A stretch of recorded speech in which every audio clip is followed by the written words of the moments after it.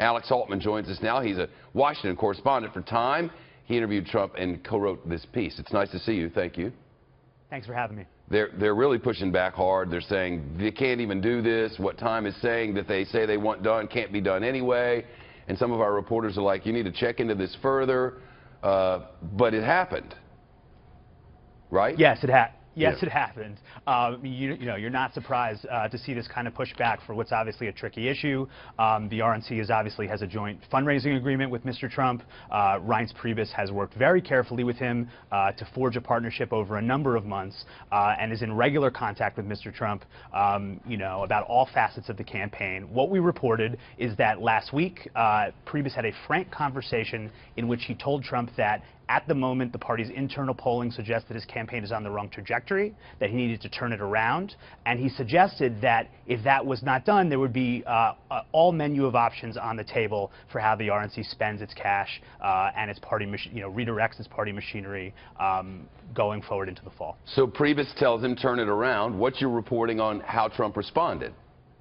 Well, Trump has actually, one thing that he mentioned to us is that he listens to people much more than than people realize. He believes Reince is a friend. He said Reince is a great guy. He certainly trusts his advice, and I think as we've seen, he has attempted, at the urging of Priebus and many other Republican strategists, to sort of temper his tone, to dial back the incendiary rhetoric a little bit. So he's listening. Whether or not he continues on that path or reverts sort of to the more attacking style that he deployed during the primary, I think is something of an open question. Hey, I know that writers and editors don't make covers, but is this Time cover, is that reflective of the campaign based on your reporting? Are they in meltdown? Well, I know there's a great deal of commentary sort of on the language. We felt it was merited. In the reporting that we did sort of throughout the Republican Party, there's a great sense of panic sort of across down ballot races, candidates for House and Senate. Obviously, there are discussions taking place within the Republican National Committee. And as you noted, there are a growing number of Republicans themselves who have urged the party sort of to think about how it wants to spend its resources. We've seen an extraordinary barrage of misfires over the last 2 or 3 weeks, really since the conclusion of the Republican convention for Mr. Trump. So we felt it was warranted. Alex, before we go, I would like to talk about the debates that are scheduled.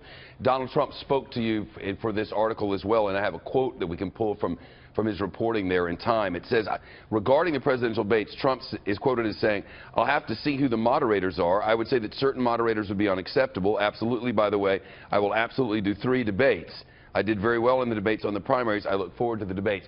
So he's going to do the debates, or he's going to do the debates if he likes the moderators? And do we know which moderators are unacceptable?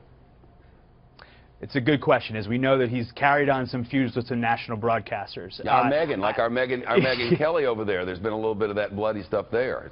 It wasn't Indeed. good. So, I think that this was Trump's attempt to quash sort of a growing, really a rumor. There's really nothing that gives credence that he was looking to wiggle out of the debates. That sort of emanated from his comment about receiving a letter from the NFL saying that it was silly to schedule a debate that coincided with a football broadcast.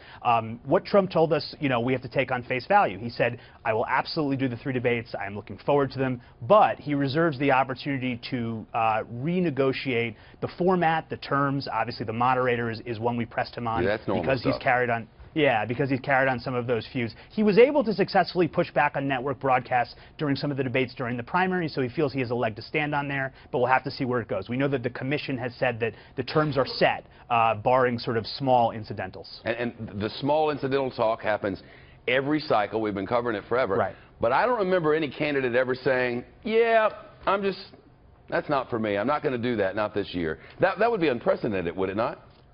Well, he's broken the mold in so many different ways that it's almost unsurprising sort of to see him do this now.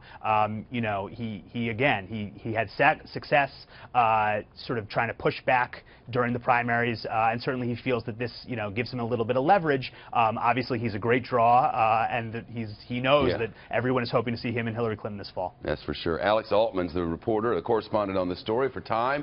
It's on your newsstands now, if those still exist, and it's also online. Alex, it's good to see you.